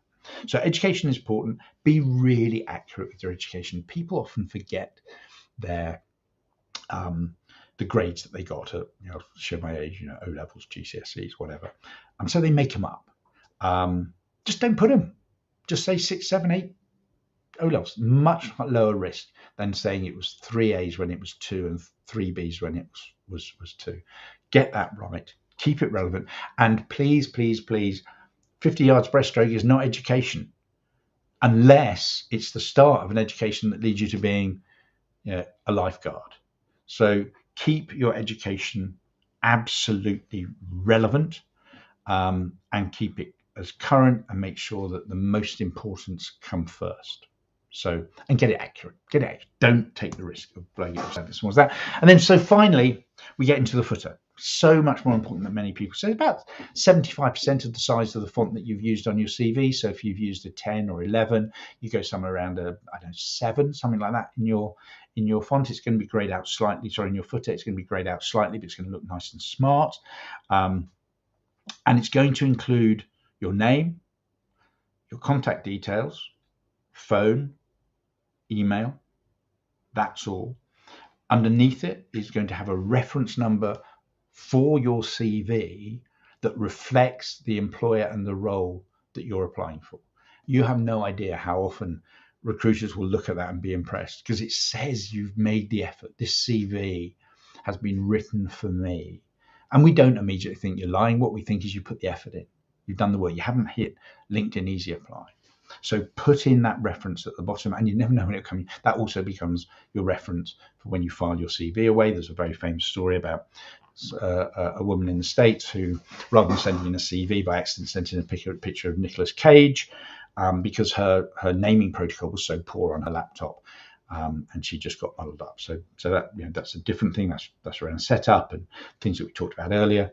But think about that. Put a relevant and a relevant reference that is an asset to your attempt to convince this person that you're taking this role seriously. You're the sort of person who does the work. You go the extra mile. And I've never seen anyone who employs someone who goes, well, actually, I'd rather have the lazy guy who just does it the easy way all the time. So just use that to let them know.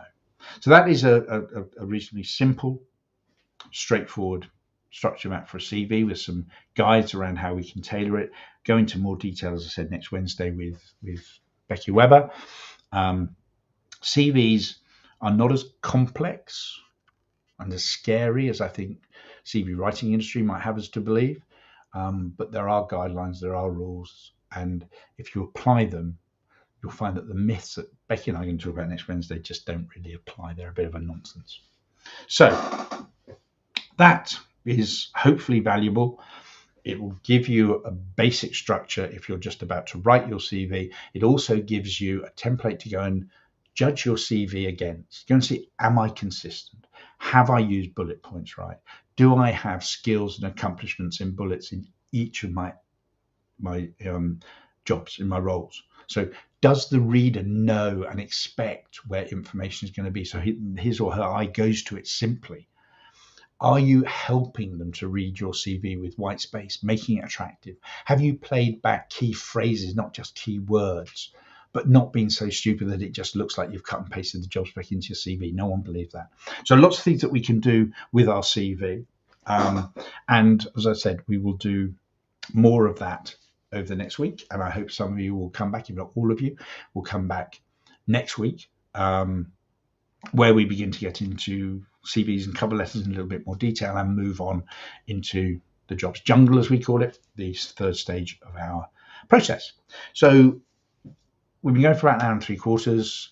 I'm really grateful. A lot of things on the chat. Oh, and Colin, thank you, Colin. Colin is among other things, he is my attention to detail guy, and he spotted something that I didn't make clear. Color coding is for the job seeker's use only. Absolutely right. Thank you, Colin, for that. Very, very important. Yeah. So color has no part in a CV at all. White paper, black, dark grey print. That's it.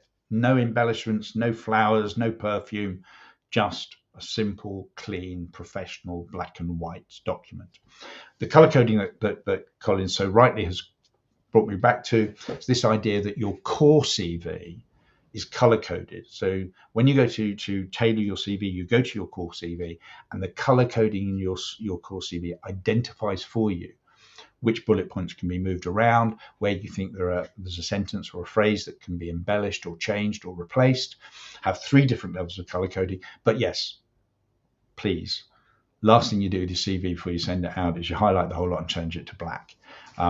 Good catch there, Colin. Thank you. Thank you very much. Very much appreciated. I did mention, and I don't want to turn this into a big sales spiel because that isn't what these events are about, but I did mention earlier that we would be talking about an opportunity for you guys to save £700 by just accepting a phone call from me. It's in many ways, £700 is important and it's a lot of money, and I get that, but it's more important to myself and it's more important to the Jobs Lab, because what this is about the scholarship pilot that we run every year about this time of year to improve our blue ribboned coaching program, which is the Job Search Accelerator program. And what we look to do is we look to recruit over a certain period of time 20 job hunters a week, and we limit it to 20 who come onto the program under a scholarship as a pilot student. And your commitment in exchange for a 70% reduction on the price of the program, which can be paid over an extended period of time. We're conscious that money is tight. You agree to have a phone call with me, and there are many people out there who need more than 700 quid to talk to that bloke, but you agree towards the end or at the end of the program to talk to me and tell me how we could have improved it. We did it last year, and this year's program has the benefit of those groups of 20. I think we only had 2 groups of 20 last year. We were uncomfortable charging a lot last year for a lot of stuff, so we gave away 160,000 documents through the I Got Hired platform last year. So we're looking for people who will commit to trusting us and working through this very structured, detailed program.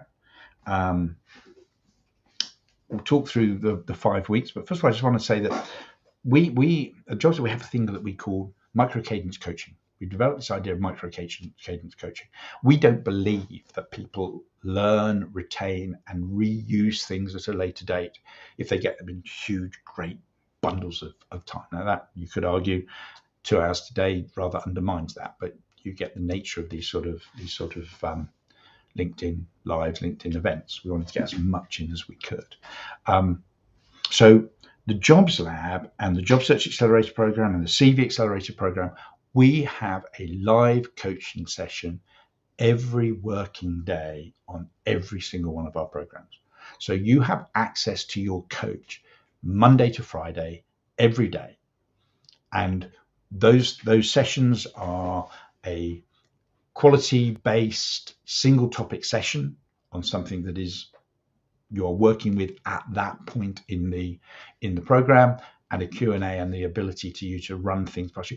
Job hunting moves too quickly for you to only get access to your coach once a week or once a month.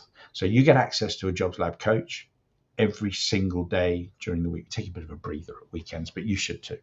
So we work through 5 weeks, and these 5 weeks are going to replicate the 5 stages of the process we talked about earlier. So we start off with setting ourselves up properly, putting in place the disciplines and the knowledge and the messaging and the understanding of our market that we need to, and then we move into creating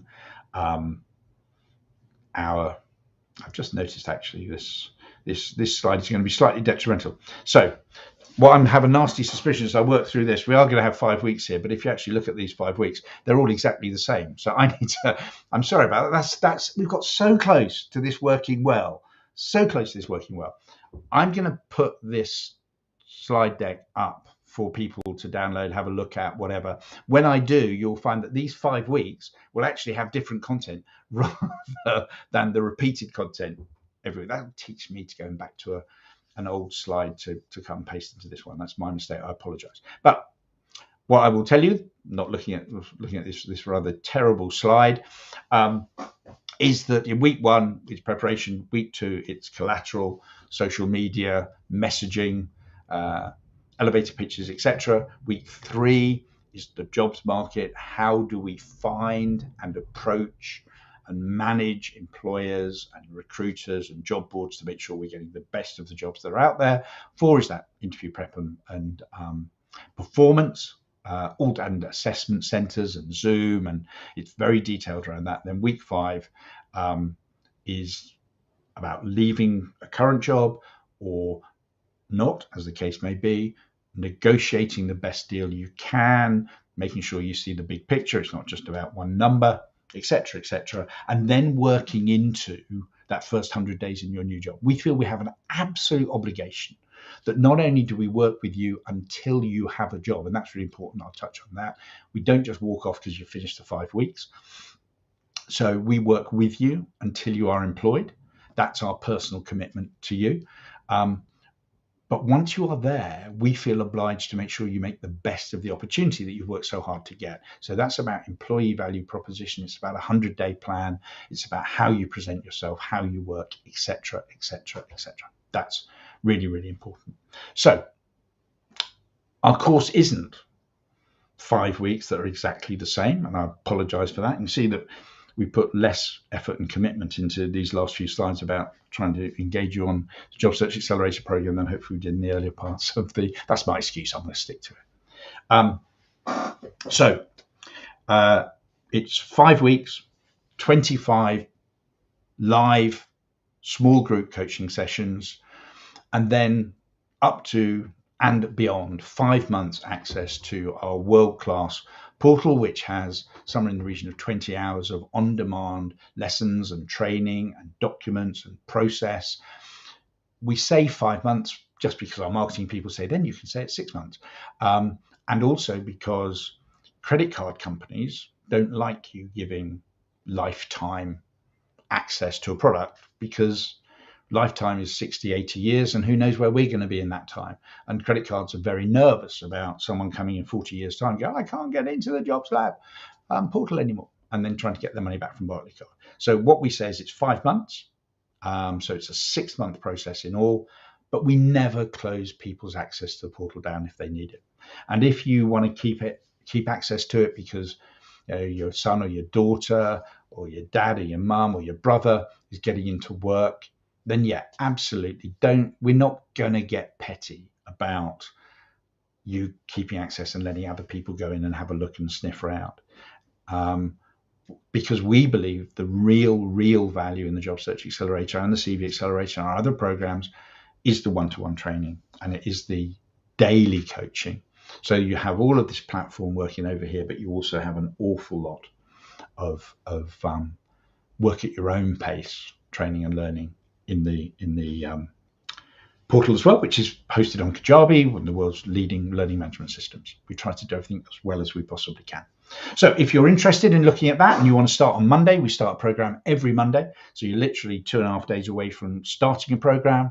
Go to thejobslab.com/scholarship program and use the discount code in there, which is seminar 0608. If that doesn't ring a bell, that's today's date. So it's the seminar that took place on the 6th and the 8th, so we can track who goes in there. If when you get in there, you find that the 20 places for the program starting on Monday have gone, we'll probably drop you a line and say, how about starting the following Monday? If we get significant numbers in there that go beyond the 20, we'll then run 2 programs in a week. We don't believe you should be in a group of more than 20, but we do believe you should be in a group, in a class that you build relationships with, you work together, not just with me, your coach, but you work with them as well. You share their experiences, you learn from those experiences. So that's basically how that works. Just go to thejobslab.com scholarship-program,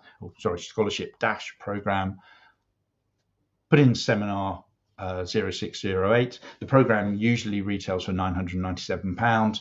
It will retail with that discount code at £297, which we know is still a lot of money. And we're always grateful, and we feel hugely obliged to deliver when people spend that sort of money. Never mind the £997 for the non-scholarship course. What we also have done, though, is we've given you the opportunity, if you'd like to buy it on weekly payments. So you pay us every Monday morning or every Sunday night and access the course on the Monday. That's possible too. That spreads the cost for you. We're just trying to find ways that we can pay our mortgages, but you can too. After all, as we say so many times, job hunting is a team sport. And we're all in this together one way or another. There are other people in it with you. Open up your job hunt to them. Ask them to be supportive. It will work. And when you talk them through your habitual effectiveness strategy about how you're going to work, why it's going to be different going forward, they'll get it and they'll support you and they'll leave you in peace when you're working. They'll celebrate your wins with you. You can use them to sense check a cover letter or a CV, and they'll do it willingly because they see the effort and the structure that you are putting in to a really, really difficult pastime. Job hunting is not easy. It's not easy today. It wasn't easy in 2008. I don't want to go back to the 1800s, but it probably wasn't even then. It wasn't easy then. That was the early days of my recruitment career. It wasn't easy last year. It's changing all the time. So the other thing that we try to do in the Jobs Lab is when I was working for a large consultant, they called it horizon scanning. We're always looking out for things to find new ways, new software, new tools that will help you differentiate yourself in your job hunt. I can't tell you how grateful I am that you have stayed with me throughout this 2 hours. I really hope you had value from it. I will be circulating the books to those of you who have asked, and if you want to ask now, then just drop it into the chat or drop it into the event chat. I'll keep an eye on it. There's every likelihood I've missed questions. I apologize for that. When I've seen them, I've tried to answer them. I've been juggling a little bit today, but I will go back and I will go through the chat and I will go through the event chat on LinkedIn and on Facebook. And between us, everyone here at the Jobs Lab will answer every question you've got. And please feel free to connect with me on LinkedIn. Drop me a note if you want to chat. I don't charge for talk. Okay, I have a solicitor friend who says that the billing starts when the pen hits the paper. We don't charge for talking. Okay, we charge for changing job hunts, changing lives, changing approaches.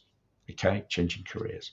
So if you want to give me a chat anytime, fit you in my diary. I'll make sure we'll have a conversation. You'll see it into one of my work blocks. You'll see it in my diary. But just a quick finish. Thank you very much. Coming up to 4:00 on Friday, the 6th of August. You guys have been incredible staying here. Thank you so much for your stuff on your chat. I'm back here on Wednesday with Becky Webber, and then next Friday with the remarkable Laura Hampson, again at 1:00. I really look forward to seeing you then. So thank you so much for coming along and being a part of the very first Job Search Accelerator Friday afternoon experience. Thank you.